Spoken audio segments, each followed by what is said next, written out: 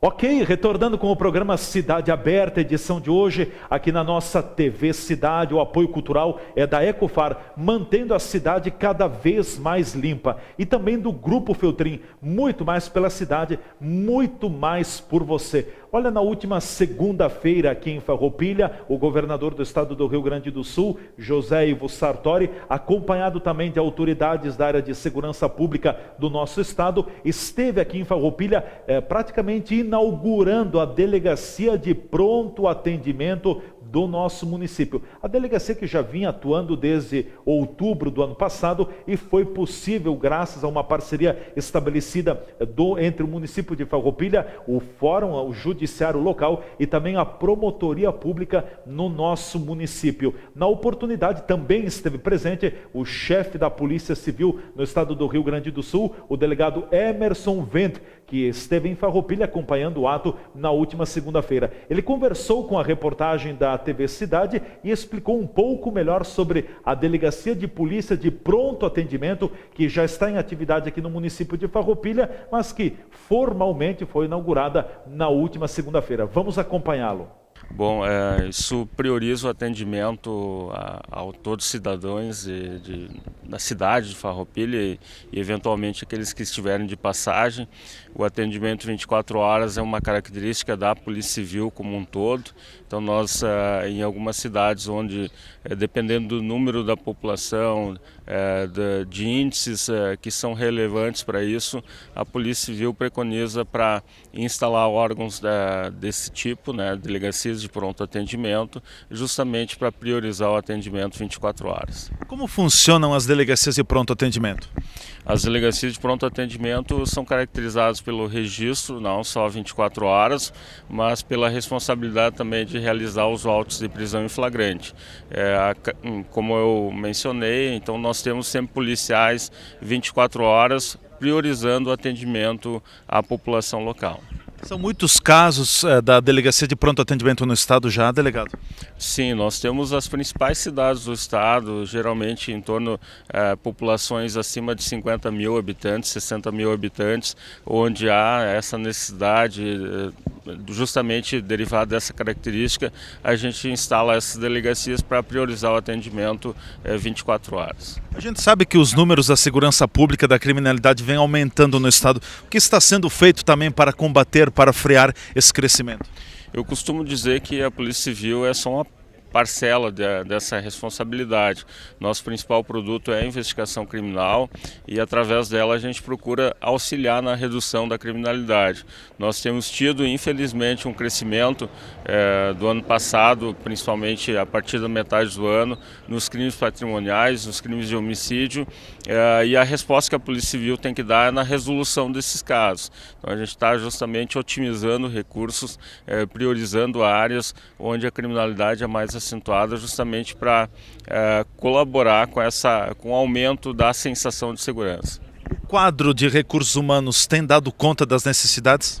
O quadro de recursos humanos, hoje a Polícia Civil conta com 5.405 policiais, agentes e delegados em todo o estado. Não é o pior índice de recursos humanos da história da Polícia Civil. Nós já tivemos outras 4 oportunidades com índices piores, então o que nós estamos justamente no estudo junto com a Secretaria de Segurança, com o Governo do Estado, para que esse pessoal que está no excedente do concurso público possa ser chamado brevemente para compor os quadros da Polícia Civil e evitando que a gente tenha uma piora em termos de recursos humanos. Delegado, para fecharmos, principais projetos que a sua equipe, o senhor está trabalhando também para o futuro da Polícia Civil aqui no Rio Grande do Sul? Bom, nós preconizamos algumas linhas de atuação. Nós precisamos qualificar cada vez mais a investigação criminal, incrementar a atividade de inteligência, e hoje, quando eu falo incrementar a atividade de inteligência, é não só trabalhar naquela investigação normal, prender após uma investigação, prender o traficante, prender o autor do roubo, mas principalmente preconizar que a gente possa também descapitalizar esse criminoso, que é extremamente importante. As outras linhas de atuação têm a ver com a melhoria da resolução relativamente aos crimes de homicídio e crimes patrimoniais, que é um interesse nosso, e claro, manter a operacionalidade da Polícia Civil, que é bastante ativa. Nós no primeiro quadrimestre desse ano já fizemos 305 operações em todo o estado do Rio Grande do Sul, mais de 5.000 prisões, então a Polícia Civil atuante, dando a resposta que a sociedade precisa. Ok, obrigado, delegado Emerson Vend, o delegado-chefe da Polícia Civil no estado do Rio Grande do Sul, falando sobre a Delegacia de Polícia Pronto Atendimento, que já funciona aqui no nosso município, e também, de uma forma geral, algumas estatísticas e projetos que envolvem a Polícia Civil no estado do Rio Grande do Sul. O programa Cidade Aberta de hoje tem a alegria de receber aqui em nossos estúdios a advogada que atua na área previdenciária e também empresarial, doutora Kátia Esquenato Valandro. Estamos conhecendo um pouco mais sobre a aposentadoria. A doutora Kátia, no bloco passado, falou a respeito do benefício aposentadoria rural. Agora entrando um pouco mais na questão e explicando na aposentadoria assim chamada de urbana, para o meio urbano, ou seja, para aquelas pessoas que tem a carteira de trabalho assinada, doutora Kátia. Então, a aposentadoria por idade urbana, ela tem alguns requisitos que diferem da aposentadoria rural. Os benefícios urbanos, eles diferem dos requisitos do rural. Falando especificamente da aposentadoria, a gente tem alguns tipos de aposentadoria. Na aposentadoria vinculada à área rural, a gente tem a aposentadoria por idade rural. Na área urbana, pelos vínculos urbanos, a gente tem a aposentadoria por tempo de contribuição, a aposentadoria por idade, a aposentadoria por invalidez e a aposentadoria por tempo especial. Então, são esses quatro tipos de aposentadoria, certo? Cada uma delas tem o seu requisito e as suas formas do INSS poder prover o benefício para o segurado. Vamos falar de uma forma bastante geral, aposentadoria por idade urbana. Aposentadoria por idade urbana, o homem tem que fechar 65 anos, a mulher tem que fechar 60 anos. Independente da contribuição? Não. Também interfere? Existe o que a gente chama de carência, ou seja, eu preciso comprovar 15 anos de carência, 180 contribuições pagas. E aqui a gente tem que fazer uma ressalva bastante grande, porque carência é diferente de tempo de contribuição. Carência é realmente o pagamento que eu fiz, o valor que entrou para o cofre do INSS. Então, aquela contagem de tempo ficto ou de tempo especial convertido em tempo comum, ou aquele tempo rural que a gente geralmente conta para a maioria das pessoas quando o pai era da agricultura e a gente conta a partir dos 12 anos para a pessoa, esse tempo de contribuição ficto não é carência. Então, para a aposentadoria por idade urbana, além do homem fechar os 65 anos e a mulher fechar os 60 anos, eles precisam comprovar 180 contribuições para o INSS. Fechando esses dois requisitos, a aposentadoria ela é dada. O que a gente tem de diferente aqui também? A forma de cálculo.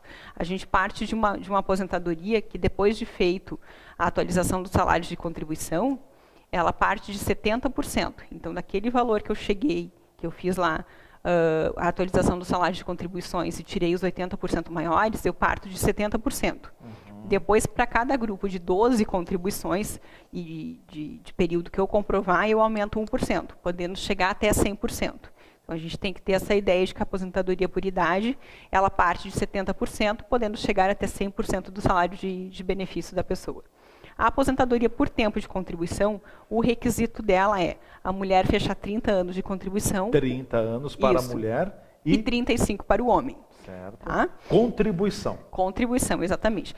Que a gente também tem uma carência de 180 contribuições. Tá? Elas têm que ser seguidas, essas contribuições? Estas 180? Não há necessidade. Não, a gente soma elas durante todo o período contributivo da pessoa.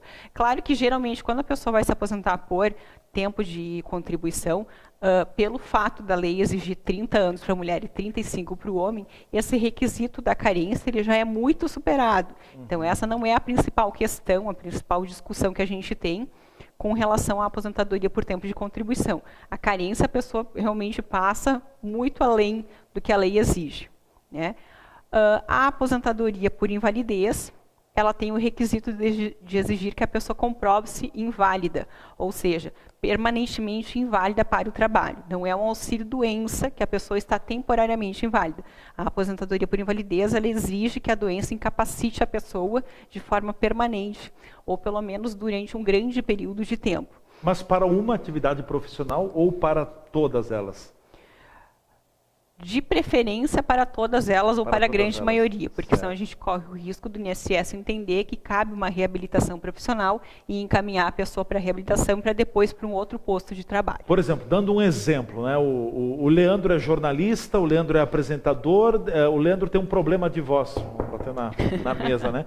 Eu não posso mais trabalhar, eu não posso mais apresentar um programa, mas daqui a pouco eu posso, por exemplo, fazer textos. Exatamente. Então, na verdade, tem a questão da reabilitação. Então, o INSS, antes de aposentar a pessoa por invalidez, ele vai tentar recolocar ela no mercado de trabalho. De alguma forma. Exatamente, porque como a gente falou antes, a Previdência serve para cobrir o risco social. Não é a intenção do INSS permitir que daqui a pouco uma pessoa que possa trabalhar, que possa ser ativa, ela fique encostada, como é o termo que a gente usa popularmente.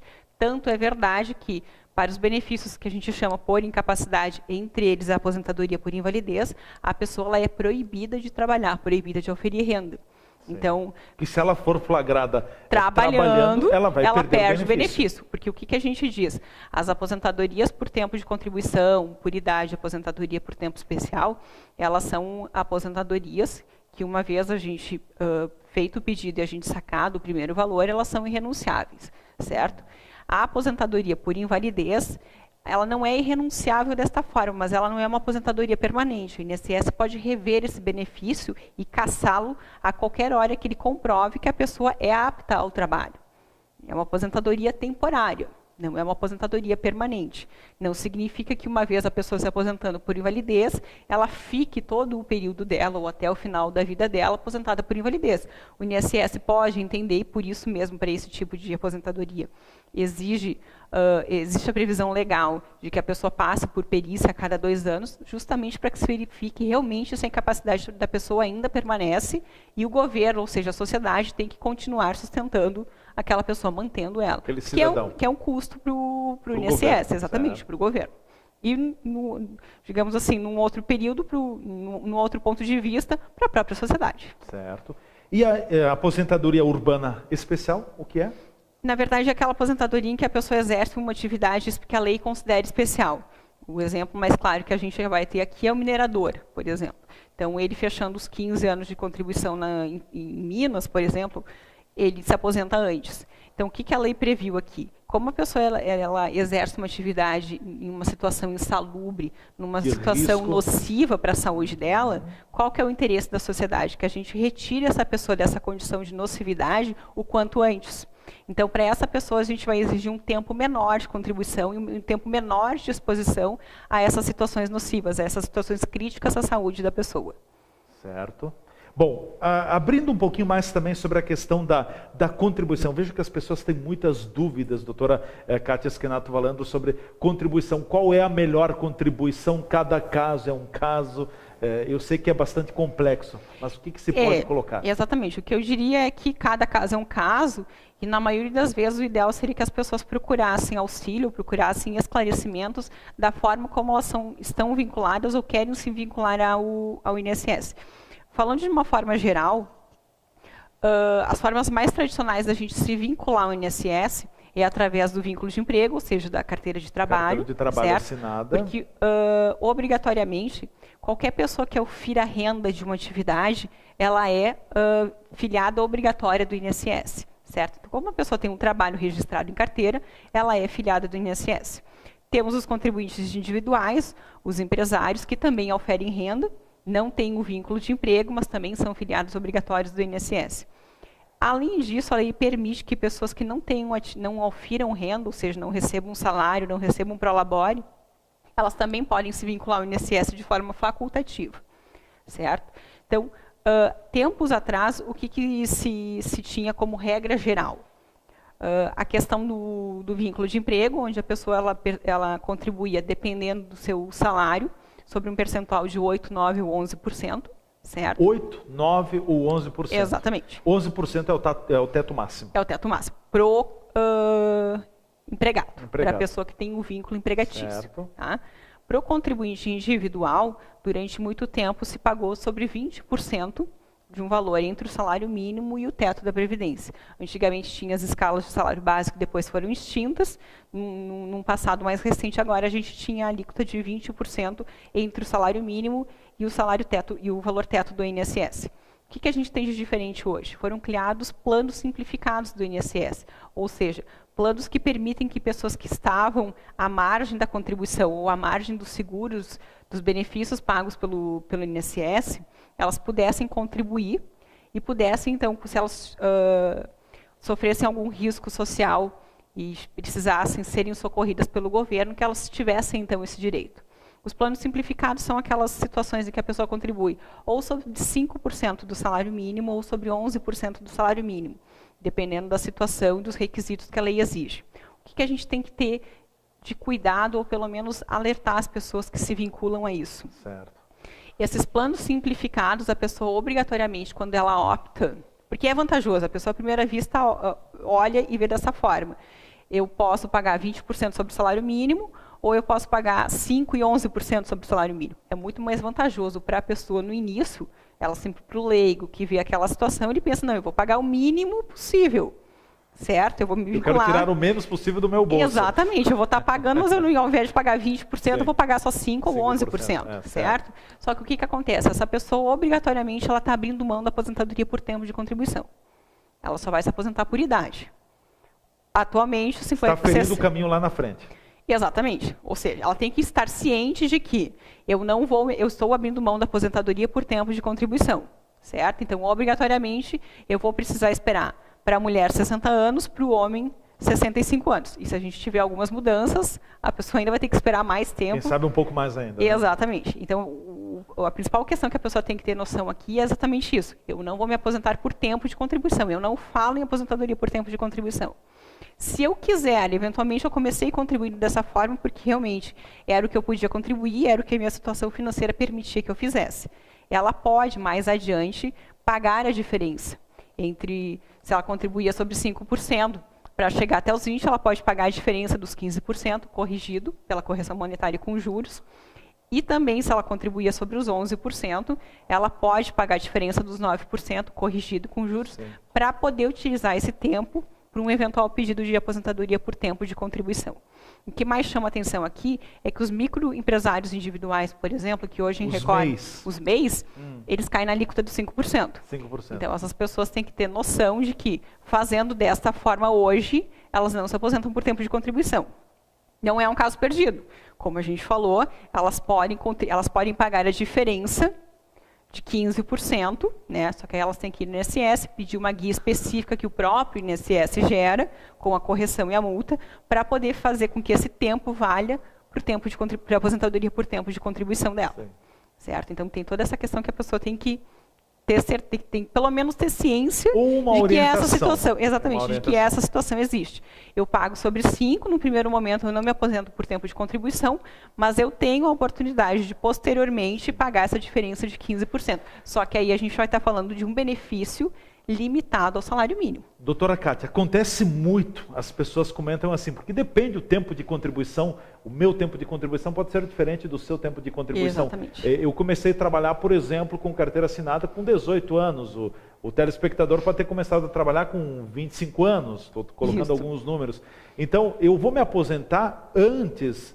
O telespectador vai se aposentar depois, porque ele tem que preencher os 35 anos de contribuição, exatamente, sendo do sexo masculino. Isso. A pergunta que eu lhe faço, tem gente que vai se aposentar, que pode se aposentar com 48, 50 anos. Vai ter gente que vai se aposentar com 55, com 60 anos de idade na contribuição. Exatamente. Tem ainda o fator previdenciário que acaba levando um pouco, um percentual da aposentadoria, se o cidadão se aposenta mais jovem? Tem, com certeza tem essa questão. O que acontece? O fator previdenciário, na verdade, ele foi criado lá em 2000, quando, na época que foi feita aquelas modificações, aquelas grandes reformas que passaram a Previdência, tanto a Previdência Pública quanto a Previdência do Regime Geral, que teve a Emenda Constitucional 20, depois a Emenda Constitucional 41, no regime da Previdência, do regime geral da Previdência Social, acabou não passando a idade mínima, pela pressão popular, acabou não passando a idade mínima. Se a gente for verificar no setor público, passou a idade mínima e hoje as pessoas têm uma idade mínima para se aposentar no serviço público. No serviço público. Que tem um regime de previdência completamente diferenciado. Completamente diferenciado. São regras e requisitos diferenciados. Alguns se assemelham pela questão, né? Mas a gente tem que ver os dois como sistemas diferentes, certo? Com regras específicas para cada um deles. no regime geral, como não passou a idade mínima, o que o governo criou? O que o governo foi obrigado a criar? Bom, eu não posso impor a idade mínima e fazer com que as pessoas não se aposentem tão cedo. Então, ele criou o fator previdenciário, que basicamente tem essa função da idade mínima, tentar postergar o pedido de aposentadoria da pessoa, fazendo com que o quê? Aquela pessoa que se aposente jovem e que tem uma expectativa de vida muito alta, ela receba menos valor. Por quê? Porque ela vai receber durante muito mais tempo um valor. Então, o que o governo tenta fazer? Eu vou diluir aquele valor grande que ela receberia, se, por exemplo, eu tivesse uma idade mínima, certo? Eu vou tentar diluir ele num período de tempo, fazendo com que a pessoa receba um valor, mas ela receba durante mais tempo um valor menor, do que durante pouco tempo um valor maior. Então, ele tenta fazer essa fórmula compensatória. Ele tenta fazer essa compensação, exatamente. Então, por isso que foi criado o famigerado fator previdenciário. E, claro, as pessoas que se aposentam hoje com 48, 49 anos, por exemplo, elas têm um fator previdenciário que praticamente come metade do valor delas. Leva metade. Leva metade do valor delas, exatamente. O que a gente tem hoje, que foi criado o ano passado, a pessoa que não quer sofrer incidência desse fator previdenciário e perder um percentual do salário de benefício dela, ela pode tentar fechar, ou ela pode tentar se aposentar utilizando a regra dos 85, 95 pontos. Atualmente, que depois, com o passar do tempo, vão chegar a 90, 100 pontos. Se a mulher ela fechar 85 pontos e o homem fechar 95 pontos, ele se aposenta por tempo de contribuição sem a incidência do fator previdenciário. Essa fórmula fecha entre o tempo de contribuição, os anos de contribuição e os anos de vida. Exatamente. Então, eu vou somar a idade da pessoa e vou somar o tempo de contribuição dela. Tendo a seguinte questão, muitas vezes as pessoas pensam assim, eu tenho uma mulher, vamos usar o exemplo de uma mulher, eu tenho 25 anos de contribuição e tenho 60 anos de idade. Eu vou fechar, digamos que eu vou fechar os 85. Não. A lei, nesse caso, ela vai exigir o quê? Os 30 anos de contribuição da mulher e os 35 anos de contribuição do homem. O requisito contribuição, 30 anos para a mulher e 35 para o homem, não vai modificar. Seja se a pessoa se aposenta utilizando o fator previdenciário, seja se a pessoa se aposenta utilizando essa regra dos 85, 95 pontos. Então, ela vai ter que atrelar isso, ela vai ter que somar a idade. O tempo de contribuição não muda. Não muda. O tempo de contribuição não muda, seja para qualquer uma dessas duas opções de cálculo. Se tiver a idade mais avançada e faltar tempo de contribuição, até não fechar o tempo de contribuição? Não, ela não vai conseguir se aposentar. Não vai conseguir. Nesse caso que a gente deu o exemplo, a pessoa já iria, a mulher, nesse caso, contando com 60 anos, ela acabaria indo para a idade, pela aposentadoria por idade. Mas, trocando um pouco o exemplo aqui, se a mulher tivesse os 28 anos, por exemplo, e conseguisse com a idade fechar os 85, ela não só poderia se aposentar por esta fórmula, porque ela ainda não tinha fechado os 30 anos de contribuição. Então, a lei mantém, seja eu utilizando na forma de cálculo o fator ou a regra dos 85, 95 pontos, a lei mantém, tanto para o homem quanto para a mulher, a exigência do tempo mínimo de contribuição. Perfeito. Doutora Kátia, vamos a mais um espaço de apoiadores culturais. Certo. Em seguida, a gente volta falando, eu quero provocar a doutora Kátia sobre o assunto. Será que existem duas aposentadorias? As pessoas falam assim, eu ganho duas aposentadorias. Eu já sei a resposta. Daqui a pouco a gente volta então com o programa Cidade Aberta de hoje. O apoio cultural é da Ecofar, mantendo a cidade cada vez mais limpa. E também do Grupo Feltrin, muito mais pela cidade, muito mais por você. Fiquem ligados, logo logo nós nos reencontraremos na parte final do programa Cidade Aberta de hoje, aqui na sua TV Cidade, o nosso canal 14.